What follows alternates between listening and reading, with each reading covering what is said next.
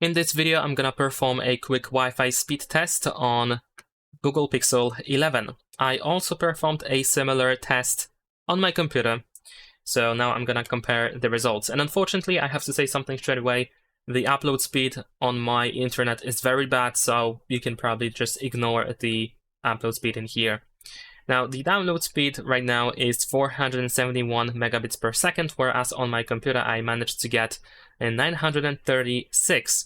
So, while there is some difference between the download speed on my computer and the Google Pixel 11, I still think that the download speed here is quite solid. You might be able to get even faster download speed than me, but I assume it's going to be something close to that. If you received, or if you actually got a higher download speed than me, and then of course you can share it in the comments so others can see that as well. And like I said, the upload speed in my case is terrible, so you don't really want to pay attention to that. And that's pretty much it. Leave a like and subscribe.